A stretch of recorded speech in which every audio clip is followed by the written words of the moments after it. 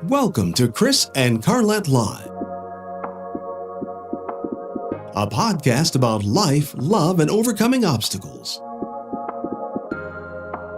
Each week, we discuss the good, the bad, and the indifferent of life's interruptions. Now, here's your host, Chris and Carlette. Keep believing, don't go stressing, keep it moving. God, we're resting, here to help you, here to bless you. Welcome. Yes, hello, everybody. Hello, everyone. How are you doing today? Yes. All right, we getting through all these bells and whistles. Yes. So, today is February. The last Monday in February. We have been, oh my goodness. My wife bought me this shirt. And it matches, the mask matches the shirt. And you wear it now. Yes. Okay, I understand. Yes. Leading by example, I get it. CDC guidelines. CDC guidelines. All right. Stylish. This is stylish. I guess. Yes. Hey, is it effective? It can be cute, no, but is it effective? It doesn't have a filter. There's no 3 layers. Yeah, but it's just stylish. It's stylish. So you would have to take that and put that over your blue and white. Right. They said double up.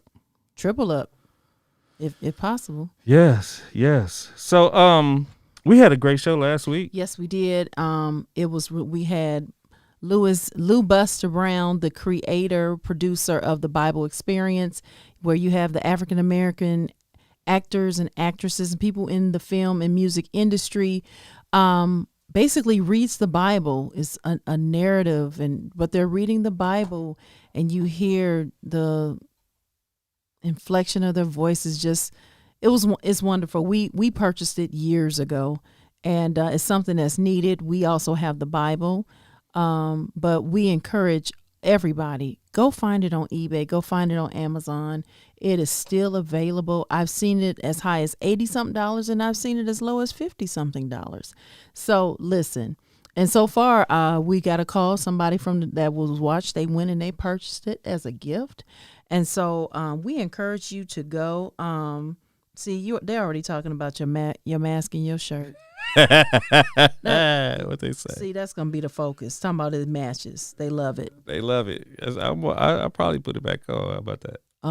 So all right, let's go on this 2-minute recap. Yep, let's go. All right, let's go. 10 voice cast turned into over 400 participants that are from the Black and African American, African diaspora. So, we couldn't have been more, kind of great, more proud of what God did on that project, because it was absolutely something that he had to put together. It was like a modern miracle, actually, that the project like that could happen.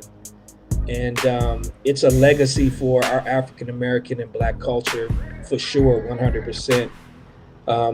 We've just been, sadly, we lost a few other participants in the last week, and a half. We lost Cicely Tyson. Right. I'm sure you guys all heard about Cicely, and she did an amazing job on the project. And then just the other day, Apostle Frederick Casey Price passed away as well. A lot of people came to the Bible Experience to work on it and found out, no, that's not what they came for. They didn't come to work on it. They came to participate and to really represent. A lot of people talked about how they felt like they were standing in the footsteps of their ancestors in a linear fashion, and that they felt like this was so important for them to do on behalf of their family. Mm-hmm. Wow. I kind of like that they let me sing as one of the angels, because I intend to be in charge of the first soprano section in heaven. All right. Right. In my heart and in my spirit, I felt that this was going to be a part of history, that this was history in the making. And certainly I wanted to be a part of that as well. And as you see, 16 years later, it's still going strong. It's still a project that people need and people can relate to. And, when I was growing up in church, we used to sing a song, "Only What You Do for Christ Will Last." I have to give all the credit to God, because I never ever saw myself still performing and still being on radio almost 5 decades later. I didn't know how long of a career I would have, but I think the most wonderful and surprising part is how God has just kept me vocally. Ask you to maybe do one more song with Johnny Mathis. Oh my God. Oh. You know, I would love to sing another song with John, but John is well into his 80s now. Okay. And he's not recording or touring as much as, I don't believe he's touring anymore. And, I never say never, because you never know what can happen. We can find a song and I can get on the phone and say, come in and do this with me. You never, ever know. But I think the thing he's doing now more than anything is his love of his life is his golf clubs. Oh, really?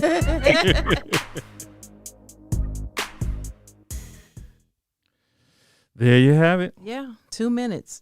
You can go back and watch the replay on Chris and Carlette Live page on Facebook, as well as YouTube page, Chris and Carlette Live. And also, please, when you go to our pages on Facebook and YouTube, hit like, subscribe, and share. Please subscribe. Yes, like, subscribe, and share. Absolutely, absolutely. I will tell you that was another show with one of the highest viewerships last week. Yeah. I mean, people, they listen. They love Denise. They love Denise. Lewis, they love Lewis. They love the project. They love her, and we played her newest single. She is about to come out with another album, guys. She's a living legend. And yes, she is my cousin. She put it out there. She said, yes, Carlette's my cousin. Yes. Mm-hmm. Yeah. So for all y'all said I was lying, now you know. Yes. And we not play cousins either. No, they're for real, for real. Yeah, for real, for real. So we had some interesting news today Yes, that's we come did. out on CNN and the other news media. Actually, one is a somber note. We reached a milestone in COVID deaths. Yes. 500,000. Over that. So we pray for all the families. And it's probably more than that, because that's only what's been reported. But here's the thing. I want people to realize this. Don't just look at that. Look how many people are surviving. Mm-hmm. The diagnosis is not a death sentence. Yes, that is true. Despite what has happened. Don't get me wrong. One is too much. But we have, 75 million cases, and you got 500,000 deaths. Yeah. It's still a lot. Don't get me wrong. But you have more that are surviving, alive, and making it through. Yeah. Also, so the other news story that came out was, looks like Stevie Wonder will be moving to Ghana. Yes. He said it before in the 90s, mm-hmm. but he's serious this time. Mm-hmm. He said he is, thank you for taking off your mask. Well, I just wanted the style and profile. Okay. But yes, he this said is something my in the brother-in-law probably wear. Oh, Lord. Okay. Okay. Well, let's not get started. But listen, he said this before, but now he's serious. He said he does not want it to be where his children, grandchildren, great-grands say why people won't accept me, like me for who I am.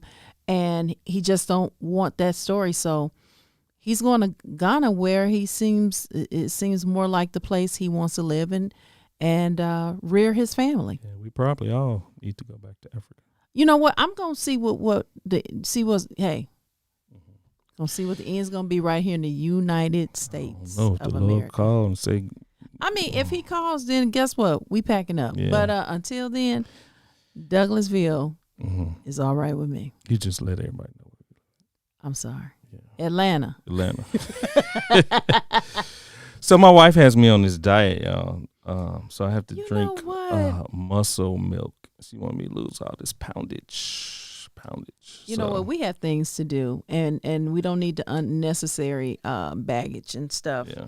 So shake this up a little listen, Cynthia says she is fully vaccinated and trusting God. And you know what, Cynthia, thank you for saying that. I want to shout out to all the pastors that is telling their members to go get vaccinated, and they are not ashamed, because it is just so divided. But shout out to all the pastors that's saying, look, we believe God and we getting vaccinated. Speaking of COVID, there was another article that was released today. Dr. Marcella Nunes Smith is prioritizing health equality from the White House. Oh, It was interesting. I guess she's over the she's the head of the White House COVID health task force. okay. Which is interesting. So you all look up that article. That's a good Black History, end of Black History She's Month. prioritizing health equity Yes. from the White House. Yes. She's over Okay. the task force. Okay. So that was pretty That cool. was a change. Yeah. That's I'm telling you. yeah, that's good. That's good. Well, listen, we are here today. We have a great speaker. We're dealing with a topic. February we said Black History Month and love. And so we are dealing with, usually you're talking about couples and when you talk about love in February. However, we decided, of course, this is Chris and Carlette Live, Life Interruptions, Good, Bad, and Indifferent. We're looking for the stuff that you may not want to talk about so we can start the conversation. And that's self-love in the direction of mental health. And listen, our guest tonight is one of the best. It is Dr. Dwight A. Owens, MD. Okay, This guy. he is not only, but he's also our Sunday school teacher. Yes. Listen, he engaged the Ephesians class. We get the attendance banner every week. Yes. And listen, he has people from all over the country. Yes. Chi-Town yeah, that's logging in, is logging in. and the class is It's a good class, though. I wouldn't mind it. I hope he gives out the information so people We can join. Yeah. Okay. But he's the chief psychiatrist for Peachtree Psychiatric Services. He received his bachelor's degree from the prestigious Morehouse College in Atlanta, Georgia. He received his medical doctorate from the Health Science Center at Syracuse in 1994. He then returned to Macon, Georgia, where he attended Mercer University School of Medicine and obtained an internship certificate in the area of family medicine. In 1998, Dr. Owens returned to Syracuse to complete his formal psychiatry training and also served as the chief resident in his final year in Syracuse. Where'd he go? Keep going. Okay. On completion of his adult and general psychiatry training, he attended Emory University in Atlanta and completed a fellowship in forensic psychiatry. In 1999, he became board certified in adult and general psychiatry in October. His work experience includes working with the forensic populations in both Fulton and DeKalb counties. He also worked at the Lee Arundel State Prison as a contract psychiatrist. He has been a staff and clinical director for the Fulton County Department of Community Mental Health, Developmental Disabilities, and Addictive Diseases. He later served as the medical director of all the Fulton County mental health facilities from October 1999 to September 2005. He was a teacher for the Osler Institute in the Department of Psychiatry, and he has also served as an adjunct assistant clinical professor for the Morehouse School of Medicine's Department of Psychiatry and Behavioral Sciences. Among many of his accolades, he served as a physician surveyor for the Joint Commission on Accreditation of Healthcare Organizations. Listen, he has a long list of accomplishments. He is a financial member of Alpha Phi Alpha fraternity. He is our first Lord. Alpha on the show. Oh, Lord. We've had Omega. Of course, we got the consistent Kappa here. We've had Omega. This is the first. I don't think we had a Sigma yet. But yeah, a member of Alpha Phi Alpha. But like we said, he's our Sunday school teacher. He is very active in the church locally and nationally for the Churches of God in Christ Incorporated, the Grand Old. So listen, I can go on and on. Listen, he keeps readers enthralled by refusing to shy away for controversial topics and pulling no punches. This approach is not only draws readers back time and time again, but also compels them to refer the blog to others. He has Ask Dr. O is a web blog that he has that appeals to readers from every corner of the world. AskDrO.com. Yes, AskDrO.com. And I'm going to tell you, he's doing that on the blog, and he does it in our Sunday school class. I'm telling you, it's an honor when he tells you, oh, you get an A today. That's weighty. Mm-hmm. So here we are. Okay. Not yet. We had a little Okay. He was inducted as a member of 100 Black Men of America in 2003. He was also a participant in the United Way's VIP program in the fall of '04. He was recently awarded the Cambridge Who's Who Award in '07 and the Patient's Choice. Wow, hey, the people saying we like him. Okay, so we are here. Please, everybody, welcome. Get your questions together. The long phone lines are open today. We didn't do it last week, but we did it today. Dial in at 727-931-3274. I am also watching. We're also watching on YouTube stream as well as Facebook. We're watching for your questions, but get them together. He is ready, willing, and able, very knowledgeable, very intelligent. All right, let's Here bring he him is, on. Dr. Dwight A. Owens. Let's receive him.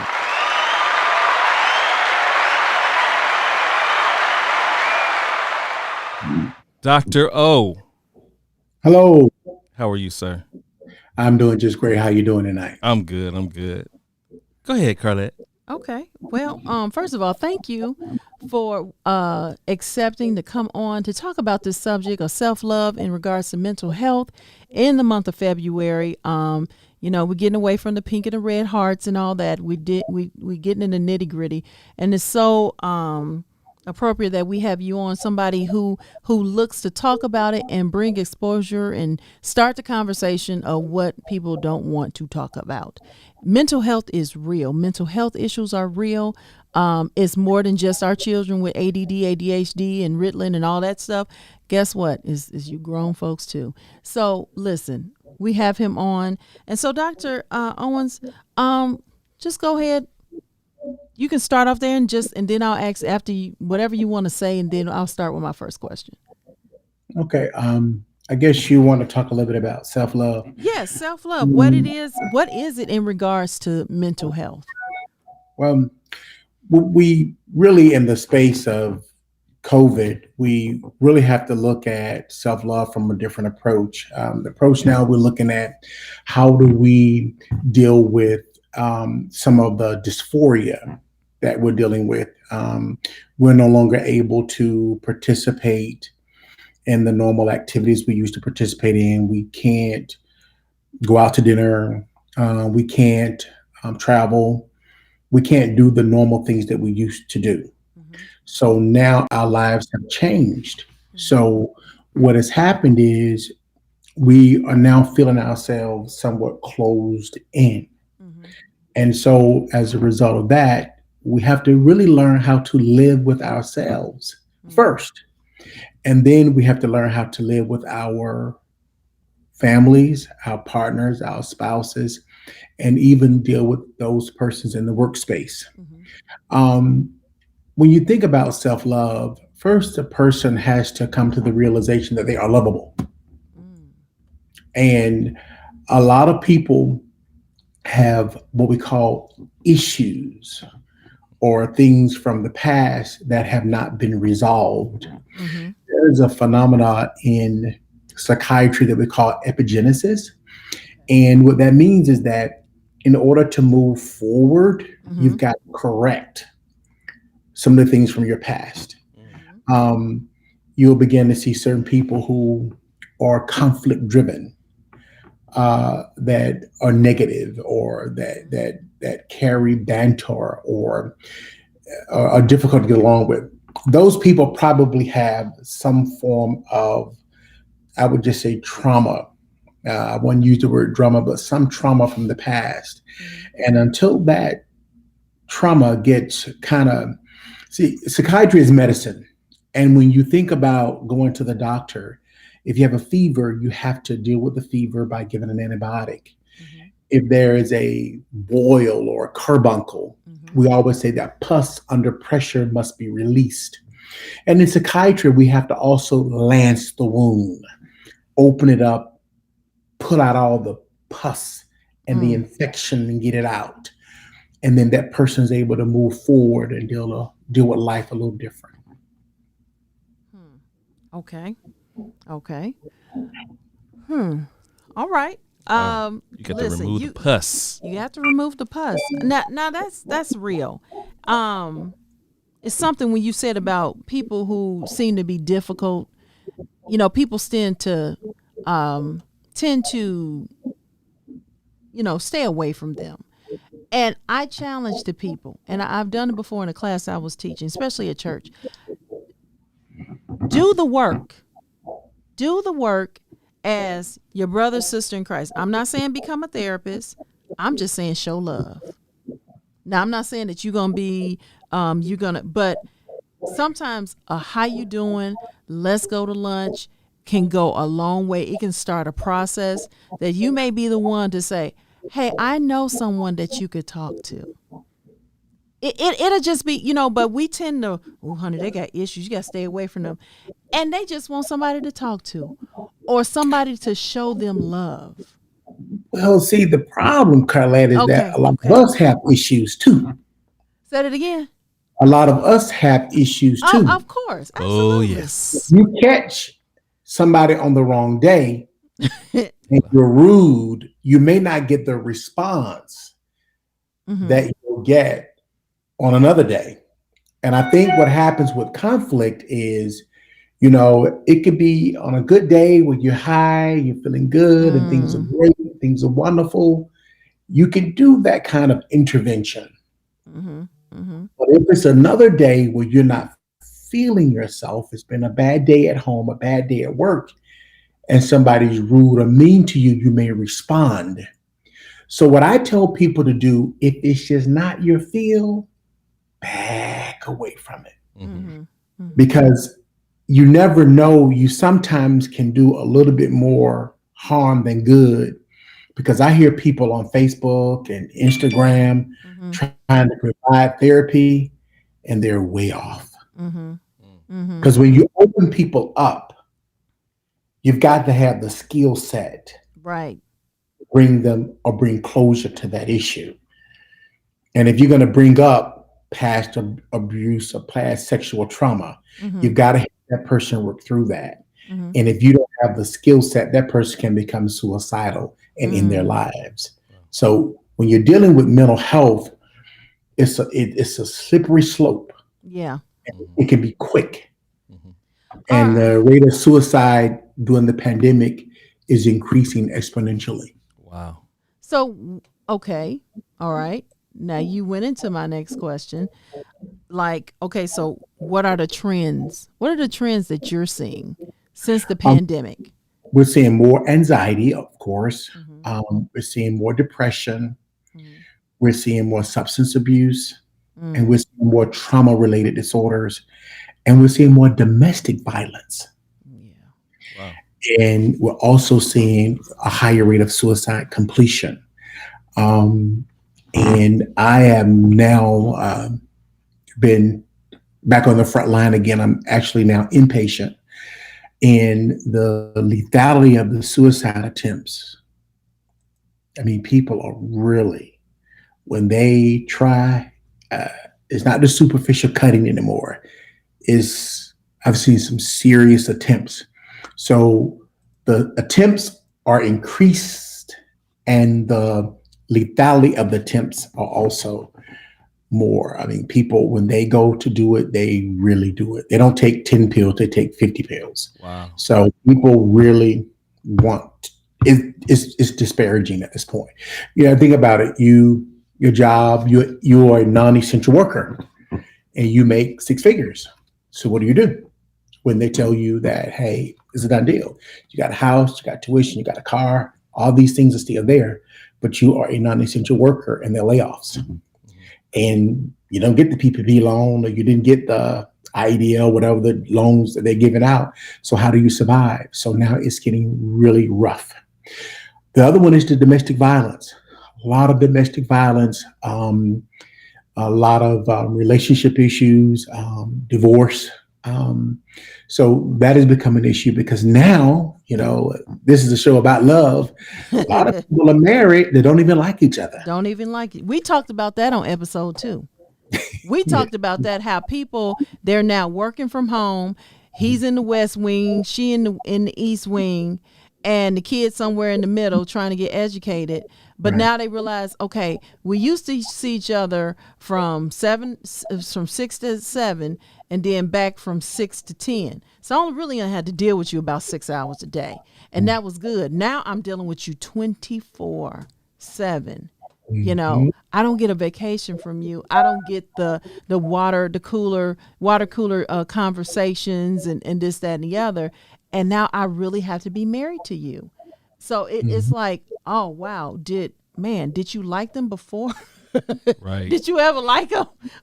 You know, yeah, wow. Okay, but yeah, as you were saying, Yeah. So, I mean, now when you talk about self-love, it's like you really have to have a core. Whether it's a mantra, you all are my Sunday school class, and we have a center, which is Christ. I mean, Jesus Christ could be your center, or you could have some mantra or something, but you've got to have something that's your core that establishes that base for your love of self. And a lot of people just don't have it. And we are basically searching for something. And because now in the space of COVID, there's limitations of how you can move. right? We can't move as freely as we can. You can do some traveling, you can do some things, but there's risk involved.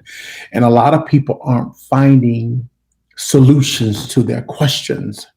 There used to be more opportunity. There used to be more variety, more spice, but now there's limitation.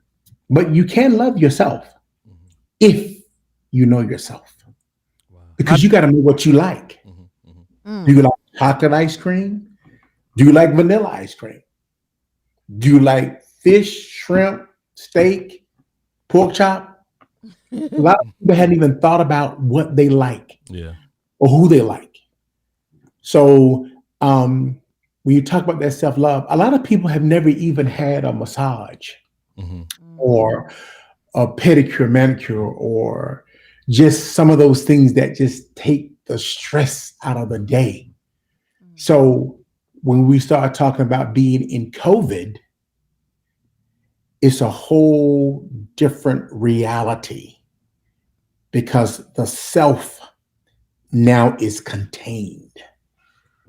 And you can't just break the barrier, because the barrier is there. And believe it or not, that even though there's a vaccine and things are getting better slowly, we're going to be in this space for a while. We're going to have the mask, I'm sure, until probably 2022. So it's not going to be, we all get vaccinated, we get herd immunity. I don't think that's going to happen for a while. So we're going to be in this space. And then I think that after we're out of this space, it's going to be some overall change. Do you think that it's going to have to be some sort of healing from that? Like, are people going to be bruised coming out of the pandemic? No, we're going to be traumatized coming out of the pandemic. Wow. If we don't do what? You have to realize that we are experiencing death and loss much different. When we had funerals or when we lost loved ones, we'd all would gather.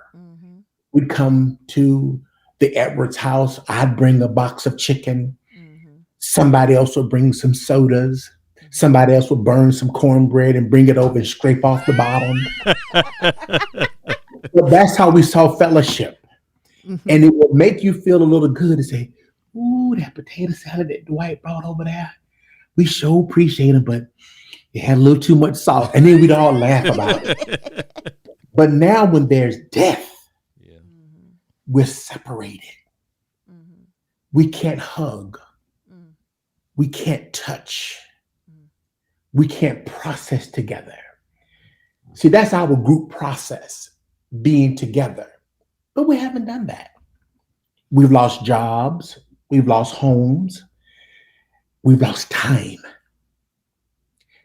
And the most critical thing that happened to me is that I've had some loss, but I had a student who was graduating from high school. And she had been accepted to Spelman, and she was excited about going to college. And this was in the beginning of the pandemic. And she was getting more and more depressed. And we were doing work and she was doing better. So it got to be August. And I was like, why you were doing so well? What happened? She said, well, can I tell you something? I said, tell me. I missed my senior prom. I want to remind you, I didn't go to the junior prom. I missed my baccalaureate. I missed senior day. I missed graduation. And now there's no freshman week. A part of my life has been chiseled out. And the only thing I could do was the chills went completely through my body. Because I experienced all of those things. Yeah. Yeah. But this young girl, she did not want to go to the junior prom because she wanted her senior prom to be special. And we all know what it meant to just walk across the stage in high school. Mm-hmm.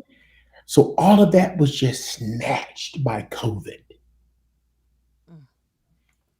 So those persons are going to be traumatized. People have lost mothers. People have lost fathers. I had a very surreal experience. I had a patient who missed an appointment a couple of weeks ago. She always missed an appointment. And I told my staff, I said, I'm going to terminate her. She can't come back. Take off the schedule. You send her to my friend down the street. So she always calls back and I always resend my little whatever. We just fight like that. Same age. We're both from Atlanta. And I'm helping her with her diabetes or hypertension. And we, in the space of COVID, keeping her safe. So she didn't call back, but her daughter called. I say, so she's trying to trick me to write a prescription, but I got a trick for her. I'm not writing that prescription. So my staff sent me an email during the session. Okay. So I said, okay. So I talked to her daughter. I said, how you doing? Hi, Dr. Owens. Hello. I have something to tell you. I say, what do you have to tell me?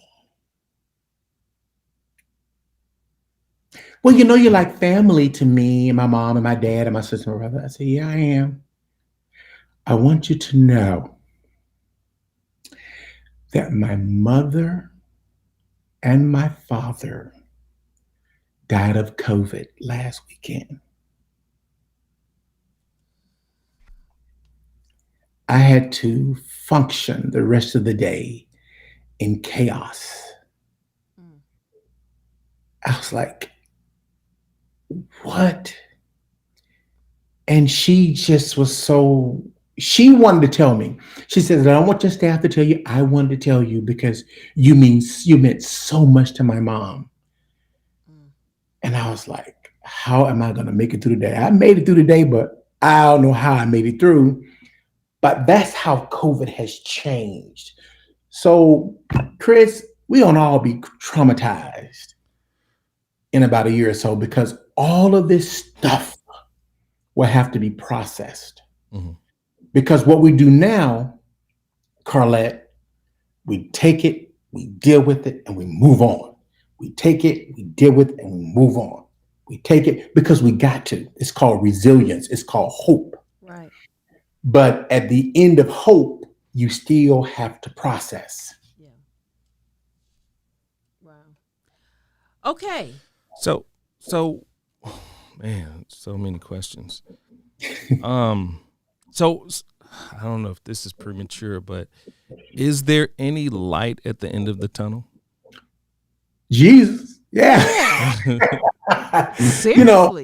You have to have, I use the biopsychosocial spiritual model because you have to have a base, mine's is Christ. Because there is hope, but I tell people you have to have a belief system. I believe in Jesus Christ. And I have to tell people, if you're a non-believer, then I don't know, if you believe in Buddha or whoever you believe in, you got to have something to look forward to because life has so many uncertainties. Because you can walk out with your gloves on, you can have your mask, double mask, N95, KN95, gloves, and you could still get COVID. You could still end up on a ventilator. So there has to be something in you that connects you to a higher being. And that's where your hope is driven from. Now, when you see me, I'll give you medication, but I can't promise you that the medication is going to bring you out of the distress that you're in. Because sometimes when the thing about depression, that thing looks like a black hole. And sometimes it'll swallow you up.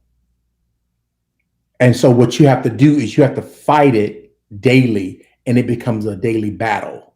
And so I try to tell people that depression is a medical illness. It's like hypertension, it's like diabetes, it's like a broken leg. You have to treat it. And so if you don't treat it, it's like a sore that festers. And it grows and grows and grows. That's why when you talk about hope, there is hope at the end of the tunnel, but you got to put everything in place. And there is hope, and I think medicine is now, God, thank you. We have leadership in the White House. The medical scientists are working. The spiritual community is working. And so I think we're all coming together. And now that we're in a different space in America, we're going to be better. You mentioned earlier, we had 500,000. Do you realize the population of Atlanta is about that? Wow. The whole city. With these numbers, that's how many people we've lost to COVID. And it's because of some decisions that were made by our leader in the White House. Yeah. When I never forget, right before the shutdown, we were in DC, and we were there for a prostate cancer organization conference. So I'm talking about we was there as advocates, and so we're sitting there and we start seeing all this CPAC stuff. CPAC, they were coming Trump in, stuff all over the place, and then we go into the hotel room, and we literally see, hear him say, "It's a joke. This is not real." I never forget that. I was watching CNN, and then next thing I know, there's no food on the shelves in 2 weeks. Kids start being sent home. School shut down. Masks start being worn. But this was a joke in February. And now we're shutting down. Matter of fact, the ultimate shutdown was on his birthday in March. So I'm just, but like you said, we're out of that. We're moving forward. Somebody just, they got a question, but I'm going to hold off on that one because the one I want to get to is Oh, no, go ahead. What are the stereotypes with African Americans and seeking therapy? I often tell people, I have to answer that question the way that the politically correct way. With me, my office, I wish I had that problem, but I don't. There are some people that are afraid to get therapy because of the uncovering that takes place. People don't want to get into the past. What uncle did to me when I was 8, what auntie did to me when I was 12, what mama did to me when I was 12. Where did mom go? Why did she leave? I don't know who my daddy is. These are all questions. See, in the dysfunctionality of the African American community, we make what's abnormal normal. For example, my grandmama raised me. I didn't have my mama, they did da. Well, that's abnormal. Yeah. Because if your mom or dad were not there, then your question gets to be, what's wrong with me? Because loss of a parent before the age of 12 sets you up for long-term depression. And you'll find a lot of people that The grandmama raised them. The great grandmama raised them. The aunt raised them. They were adopted. They deal with this looming depression because they want to know why. What was wrong with me? And they're still sitting on the porch waiting for mom and dad to come home. Father's in absentia. That has to be corrected. Because what happens is with fathers in absentia, you have young men, they began looking for love in various different places. Women looking for love in various different places because mothers and fathers are in absentia. They're just not there. That has to be corrected. Now, in a nice world, you can have both parents there and it can still be a nightmare or messed up for you. But some of the stereotypes is that when you go into therapy, there's a mirror that we hold up. I actually have a mirror beside my psychotherapy couch so that you can look at the man or woman in the mirror, because that's the purpose of therapy. But sometimes what you see may not be pretty. So and that's why you respond like you respond. Cynthia said, you're not mad at me, but you're mad at somebody from your past. Cynthia said family business should be handled by family, meaning that mindset. Yeah, and that's probably why Cynthia needs to see No. She wasn't saying that. What she was saying is, you know how they say, no, you keep that in the family. All these family secrets, and it's never told. There's a play that I saw in Syracuse called Jaw the Floor.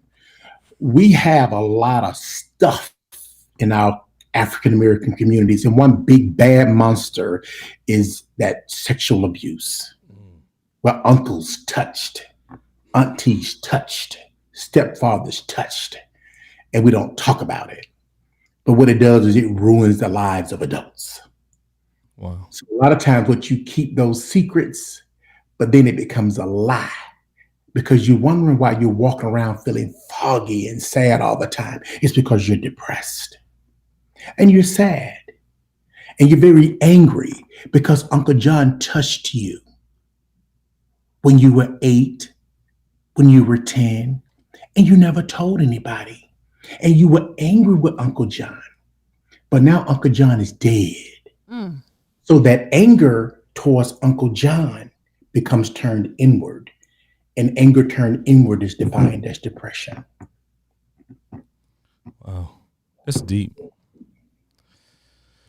So we're talking about self-love, that's what y'all want to talk about. Right. So if I'm a cash patient, I'm no longer accepting insurance anymore. That's what you're trying to say. The reason why I stopped taking insurance is because people have a lot of issues. Mm-hmm. And what has happened in the COVID space is people are really talking about everything. I was talking to a patient. I had this patient for 5 years. And she said to me, I didn't tell you that I was molested when I was 10. I was like, no, I'm seeing you for ADHD. And then she had a catharsis.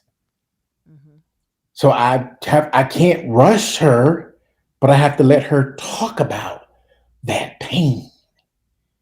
Because as people are sitting in their houses, all of the bad dreams, all of the bad memories are coming up like a well of water out of their souls. And so I'm like, okay.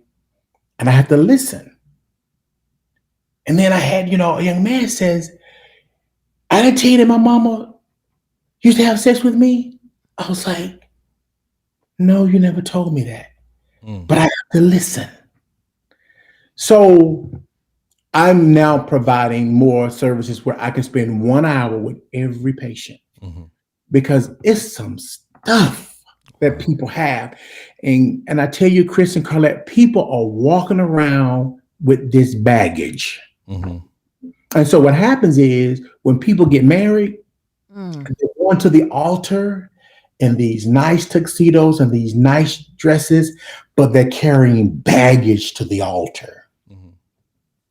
And when they leave the altar with all the bliss and jump in the broom, they're carrying all of this baggage.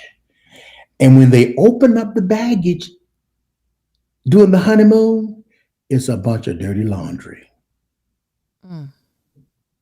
My sister said, what is the best thing the parents can do for their children during the self-isolation from others? Well, first of all, they got to, when you look at kids, they have a higher rate of suicide. That's a problem. So what you have to do is you have to create socialization amongst children.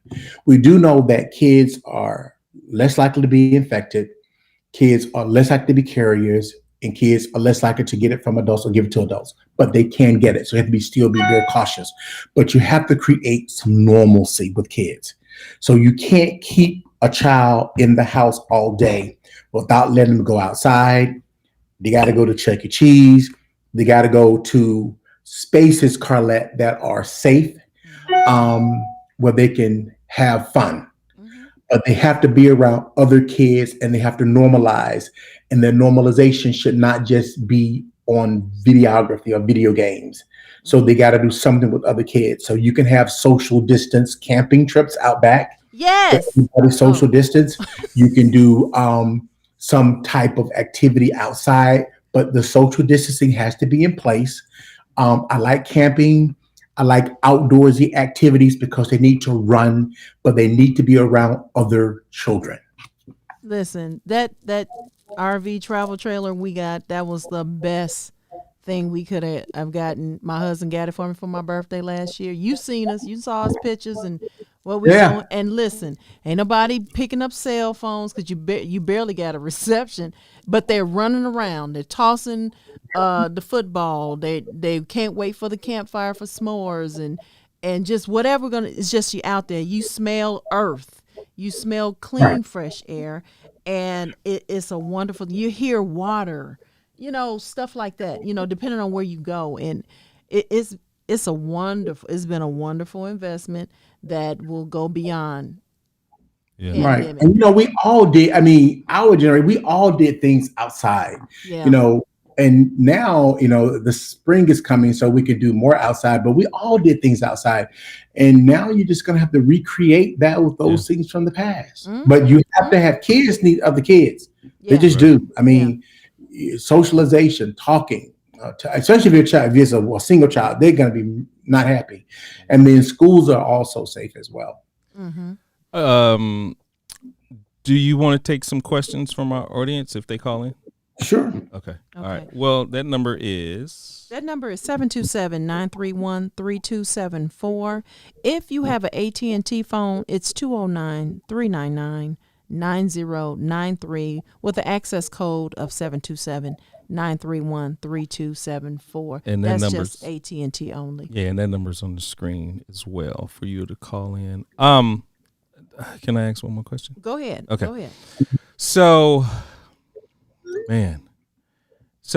I set an appointment with you, and my first appointment, what should that look like? And we joked around prior to the show, was talking about, getting on the couch, and we were surprised that, that's actually a part of your therapy. You got the couch. So what can people expect when they come to see you? And how do you psychoanalyze them? What happens is basically we allow people to free associate. And so we'll ask one question: what brings you in to see me? That's an open-ended question. And that open-ended question allows you, well, I've been depressed. And then you'll say, you're depressed? And I'll say, tell me more. And then you'll begin to talk. And I'll listen. So really in about 3 to 5 minutes, I probably will know what's going on. And then, of course, I'd ask you about how many drinks do you drink, marijuana, cocaine, crack, other things, family psych history, and maybe your family got scared. I've asked some of those questions, but the first part is to allow you to free associate, because sometimes there is something that you need to get out. That you most people, when you come to a psychiatrist, there's a reason for coming. In the past, there's a lot of ADD, of course. But now when you want to see me for therapy, is some stuff from your past. that you want to process. And people will tell you, I got some things I need to process. Wow. So, okay. Now you just set the scene of what it's like in your office.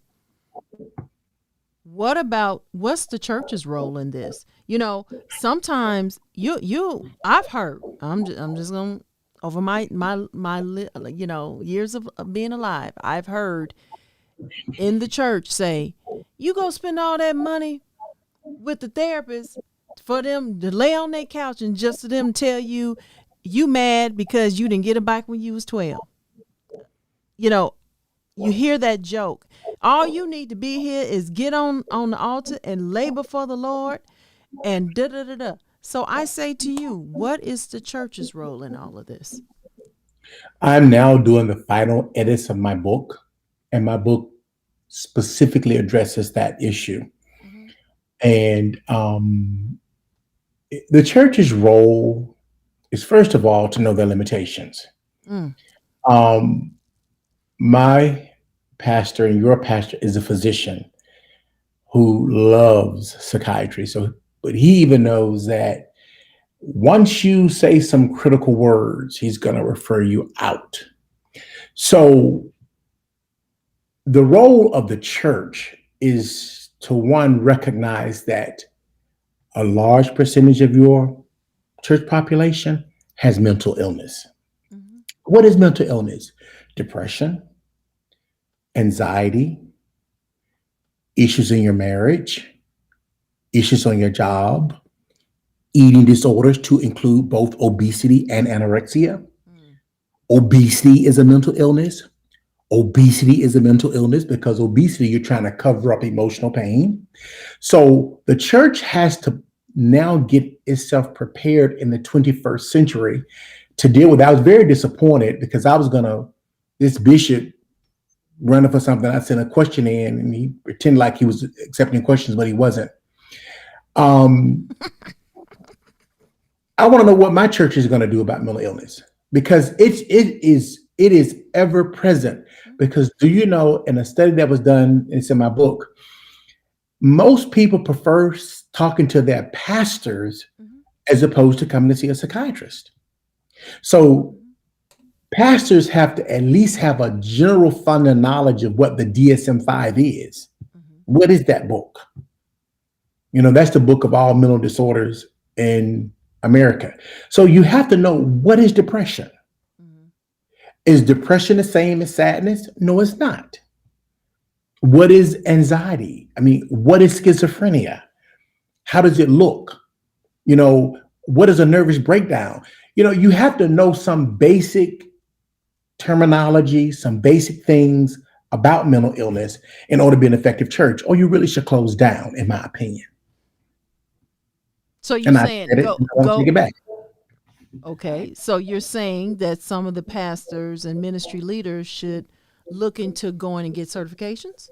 No, I'm saying that all of them should have a basic fundamental knowledge of mental illness. And then you get certification.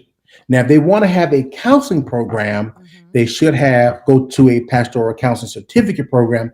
But I think everybody who is a pastor should at least have 8 to 10 hours of mental health certification. And I even believe that before you become an elder in a church, you should have so many hours of mental health certification. You just can't do it anymore. You need to even understand what the Bible says about depression. Wow. You just. Right. You know, Judas committed suicide. Yes, he did. King David made some petitions too. Jesus was very laden in the garden. Was that depression? Think about when you're about to go to your death. If it be possible. Yeah. It was heavy. So when you think about it, you don't hear the word depression in the Bible, but I can take you to a whole bunch of examples of some people that were experiencing some serious problems. because Jezebel was on a hunt. She wanted to kill. So I think that we have to begin to understand that now the world is different. And when you talk to the millennials, you can't just talk to them from do as I say, not as I do. You have to have the experiential knowledge, and you really got to be able to show them in the book or the books what you're talking about. And you got to be able to really rightly divide what you're talking about. And you got to really have an understanding. And I think when it comes to mental health and understanding mental health and even understanding self-love is achievable, but you got to understand the self first.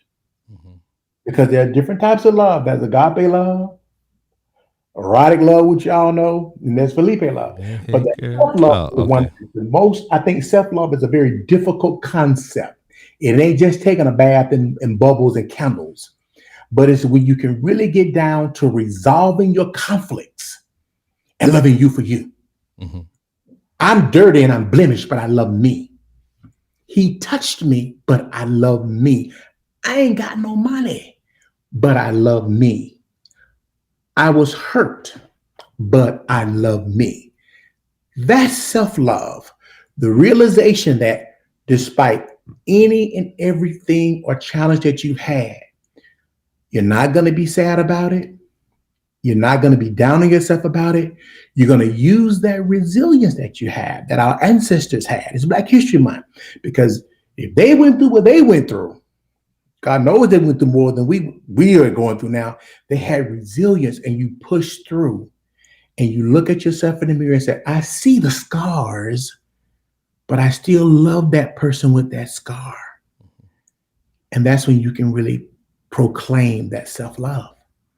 But you got to identify the pain. Pastor Jackson, he's a pastor up in Michigan City, and he's my father-in-law, and he had a question about how can pastors recommend your services and not how can we encourage more believers that it's okay to get professional help without feeling like they have a lack of faith? Right. That too. Go to the pulpit and say it. Wow. Say, look, ain't nothing wrong with seeing a doctor. A psychiatrist is a doctor. If you are sad or you've been sad for more than 2 weeks, that means you probably, or more likely so than not, have what we call depression. You need to see a medical doctor. Because the other thing is, if you've been sad for 2 weeks, you're not sleeping, not eating, you might even have depression. You could have hypothyroidism. But if you don't come see one of us, you never know.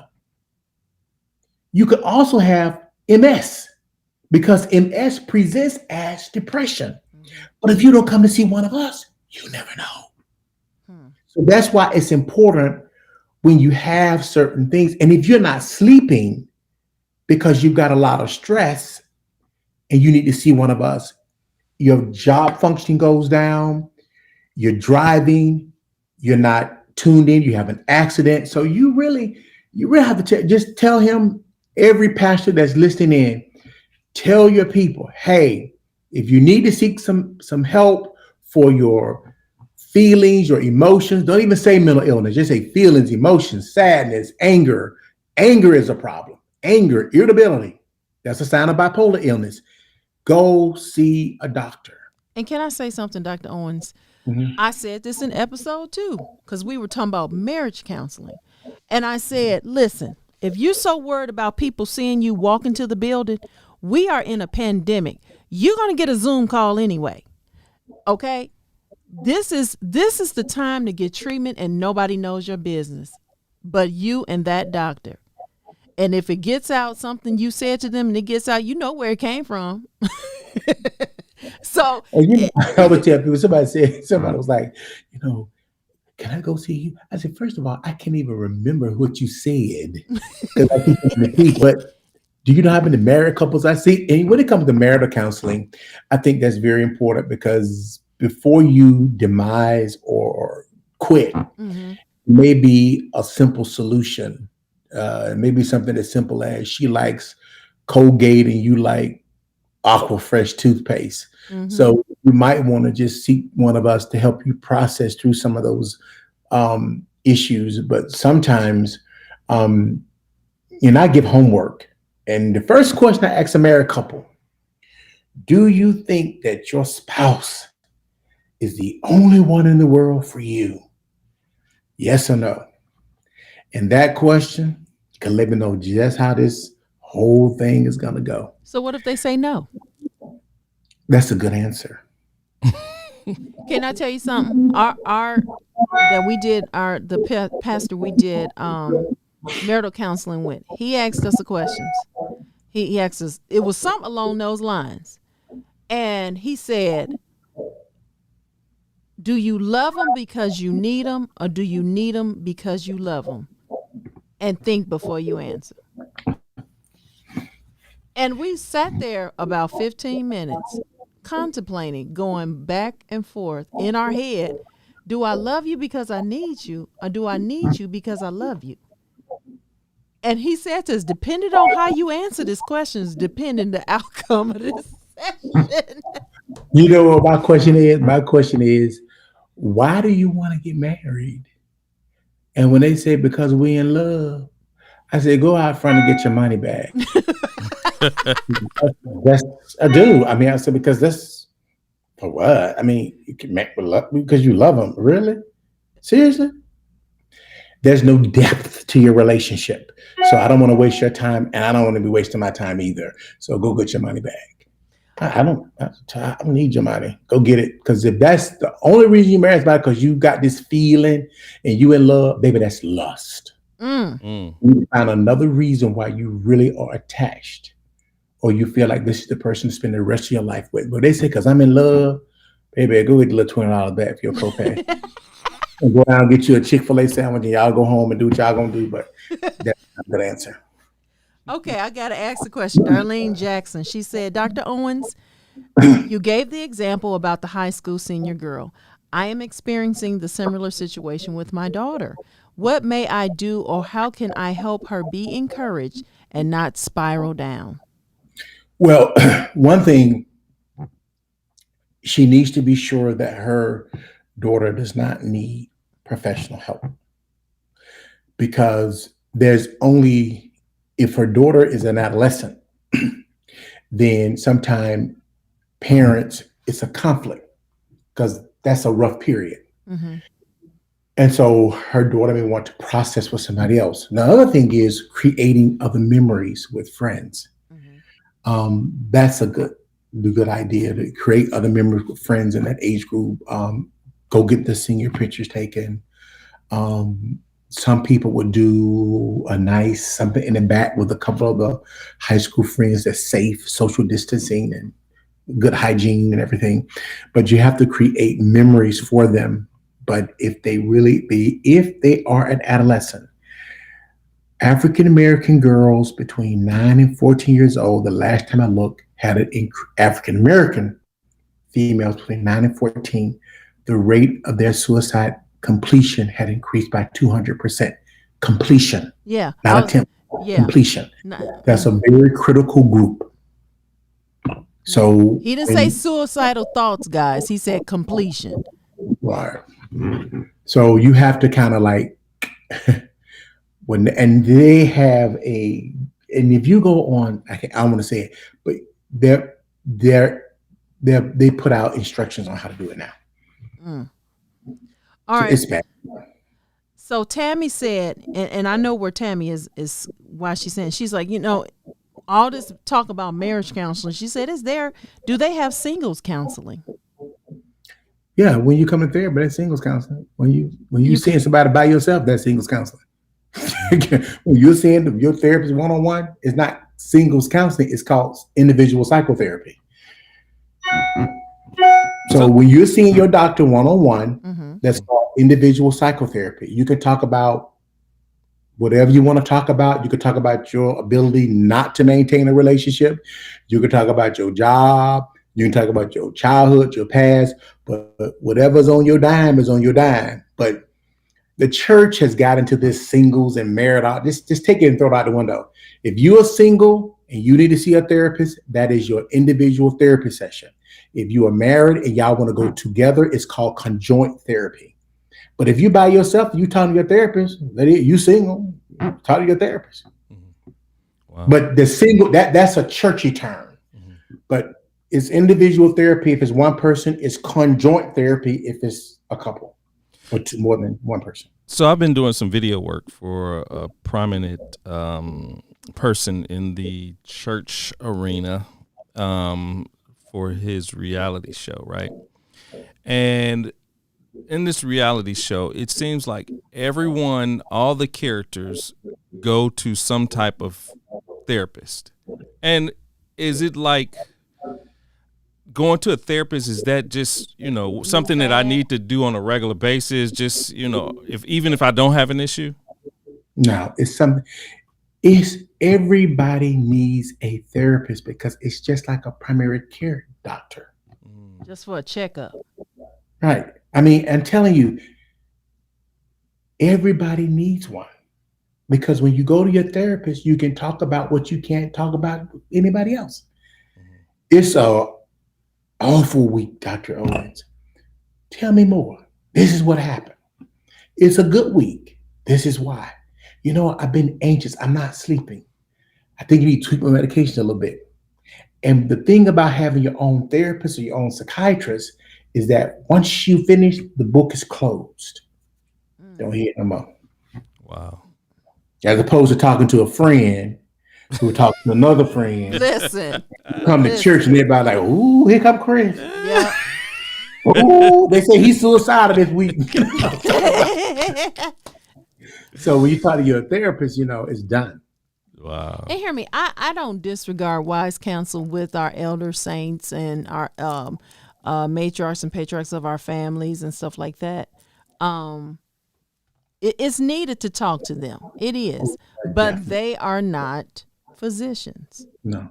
They're not. No. When you talk about illness and like anxiety and not being able to sleep and your hair falling out and having problems in your bedroom and in your relationships on your job, some things the elders can teach you about, but then the other things you need to see a doctor.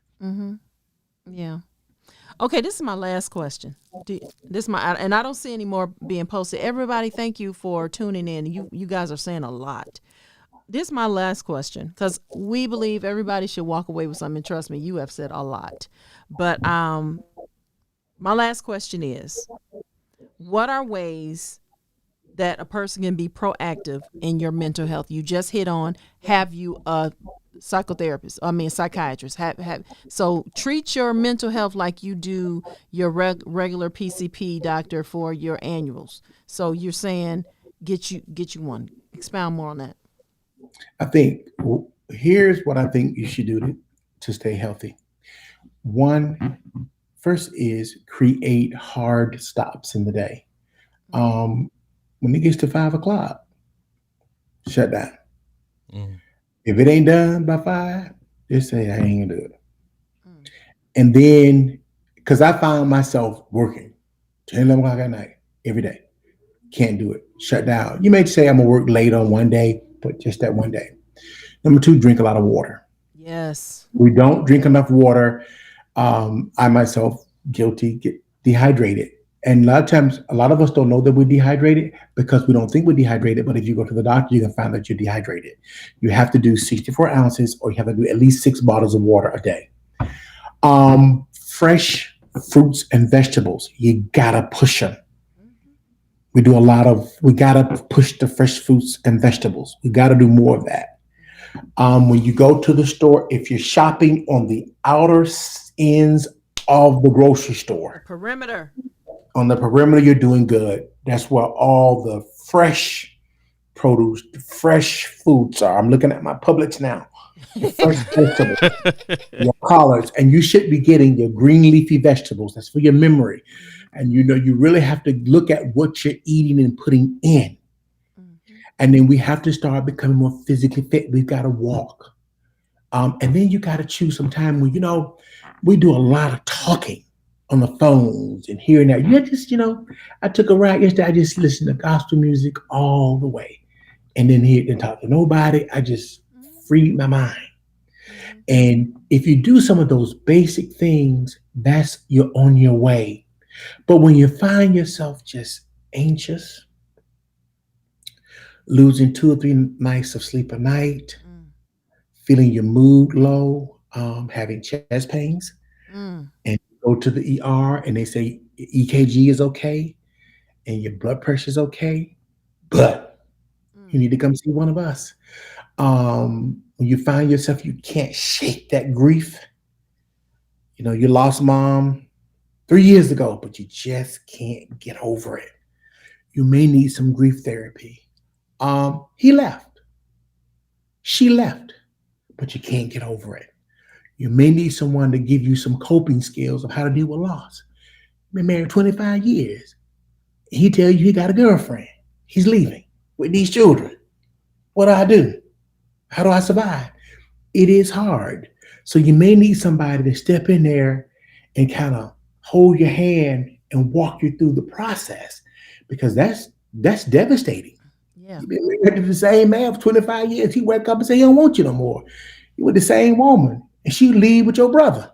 Come on now. You want to shoot, but if you shoot, you're going to jail. So there are some life circumstances that you really need somebody to help walk you through that, and that's where the psychiatrist comes in at.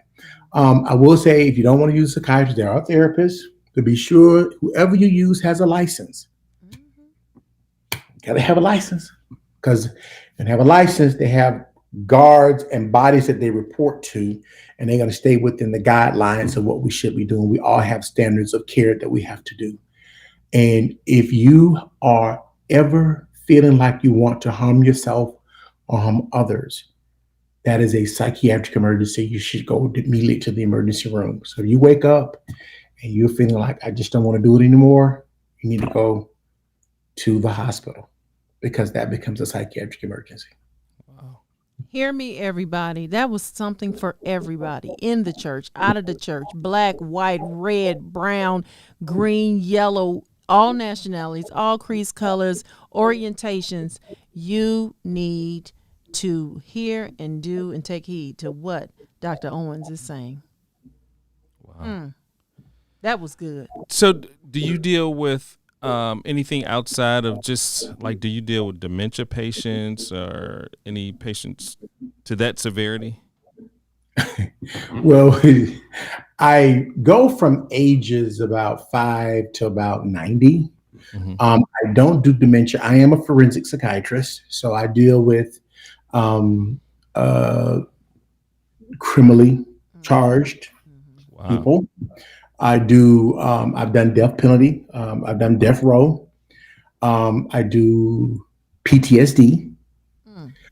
So people that have PTSD cases, I work with those persons. I work with attorneys on PTSD cases. If you've been assaulted and you have a case, I work with your attorney on those cases. I do criminal responsibility. I do competency to stand trial. That's in my other life. So I am a forensic psychiatrist as well as an adult and general psychiatrist, but those are specialty services and they have specialty prices. What do you think about hypnosis? I believe that if you're going to do hypnosis, there are people that are trained to do that. I'm not one. I basically do psychotherapy, psychoanalysis, and of course, psychopharmacology. And if someone wanted to get in contact with you? Yeah. You can go www.psychiatryofatlanta. That's www.psychiatryofatlanta. A lot of information is there. I am at this time, I just got really cursed out by somebody on Instagram because I'm only now I have a more limited practice. And, because I am a physician of color, people tend to want a physician that looks like them. but now I've had to push back because I want to be able to handle the patients that I have. I do have a few spots left, so if you're able to get in, you can. But this person left me a nasty note, but I'm just not taking insurance anymore. So I would tell everybody, if you want to become one of my, I have a concierge practice. That's www.psychiatry of Atlanta. Those people have kind of a different level of access to me. Okay. All right. All right. Well, listen. Oh, when is your book coming out? Yeah.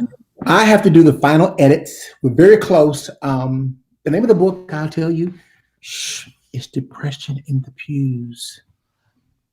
Ooh. I won't tell so it's anybody. going to be a very hot and controversial book because it's going to talk about depression from the pulpit to the door. Oh, God. Free your people today. Man, we can go on about 15 more minutes with all this. Listen, that's real. Depression And from you the know what? pulpit. And watch somebody be delivered from reading the book.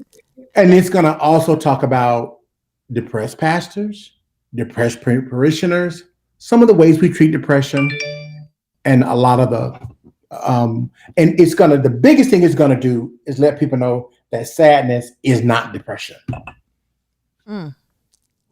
Wow. It's a really good, and I'm taking my time with it. I finished a manuscript a long time ago, but I'm being sure that every verb is correct because I know that there are going to be questions. Mm-hmm. There's a whole chapter where I've taken scripture and referenced depression and suicide.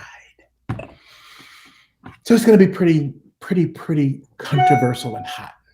So when you meet people, do you like automatically just psychoanalyze them? Say like, if No, because that's free. I don't do any work for free. No. I'm just saying for you personally. Oh, this person is like.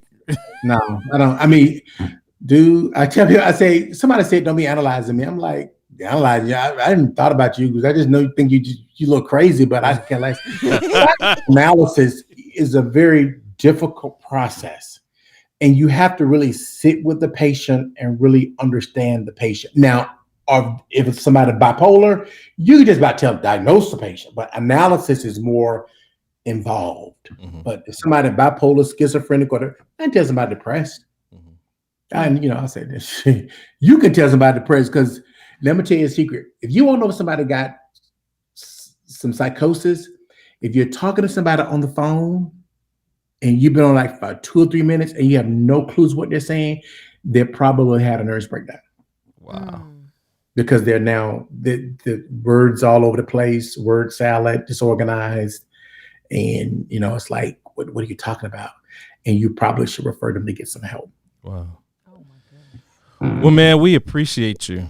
Appreciate you coming on the show. Thank you. Thank you so much. I know you helped several people just by looking at all the posts and on Facebook and YouTube. Thank you, our dear Sunday school teacher of the Ephesians class. Yeah. Make sure you invite everybody to Sunday school. Tell them we have a good time in Sunday school. Yes, we do. What's the next lesson? I got it right here. We done talked about Mary Magdalene. I think it's good old Lydia, but I don't be sure. I don't want to be saying that wrong now. Lydia, call serve Acts 16, 11 through 15, 40, and 1 in Corinthians 1, 26 through 30. We've been talking about these women in ministry. Yeah, that's been good. And the way you broke down Mary Magdalene, you said some stuff that folks who've been going to church for years didn't know. Correct. And I didn't either. Yeah. And I didn't either. So I really enjoyed y'all having me on the show tonight. Yeah, thank you. Thank you so much. I want to come back when I get that book out. Yes. Oh, absolutely. Oh, yes. Definitely do a marketing promo. Absolutely. Okay. Yes, we can get it done. Well, thank you so much. I'll call you after the show. Thank you for having me. All right. Thank you. Sir. Bye-bye. All right. Bye-bye. Whoa. That was fully loaded. So do you think I'm the only one for you? Do what? Do you think I'm the only one for you? You better be. Okay. Dude, we've been married going on 20 years. Okay. I ain't got time to be switching stuff up. I'm trying to psychoanalyze, see where you're not certified. Listen, all right. somebody I'm try gonna to have psychoanalyze me after tonight. Are you licensed? Are you certified? No, I don't even want you certified. Are you licensed? I'm You gonna know, have to- you can get a certificate quicker than a license. Okay. Are you licensed? You're not? Okay, stop talking. See, that's gonna be me. But no, I've been deputized tonight. I'm gonna get some little pointers. I'm gonna call them and have my own little session. Oh my oh. Say, how can I psychoanalyze my wife? Go to school. Go to school. I'm gonna say, yeah, I need to I need to find out what's her MO. Well, my parents are on here tonight. Dr. Sparks, Tammy, Juanita Edwards, Homans. Cynthia Holman, Elder Bernard Robinson, Mary Owens. That's Dr. Owens' mom, I believe. Oh, that's awesome. Cynthia Grisby, Deborah Walker. My sister was on. Joy, yes. Absolutely. Darlene Jackson, my aunt. Listen, everybody, thank you. Thank you. Thank you. So much for joining. Listen, you can watch the replay. And listen, share this on your timeline. Share this. The replay, it will be available in a matter of minutes after this is over on YouTube as well as on Facebook. Go to our Facebook and YouTube pages, Chris and Carlette Live, and subscribe and like and share. We also have a page on Instagram, CNC Live. You can also go there and like that page. We and also have a follow us. website too. Yes, we do have and Carlette. ChrisandCarlette.com yes. is our website. Yes, we do. See some pictures of us doing our Having a lot photo of shoot. fun. But I thank everybody for joining us. Next week, it's the start of a new month. Yeah. I wanted to announce something. Okay, announce something. Okay. No, if you would like to support us. Yes. If you would like to support us. If you'd like, this is episode 8.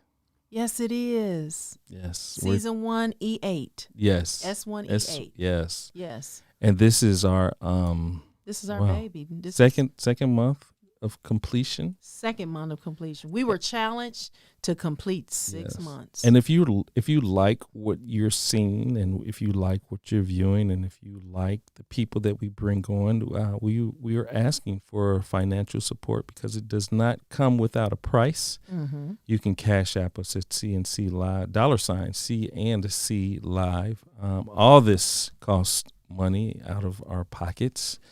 Including our guest. We like to sow seeds back into our guests if possible.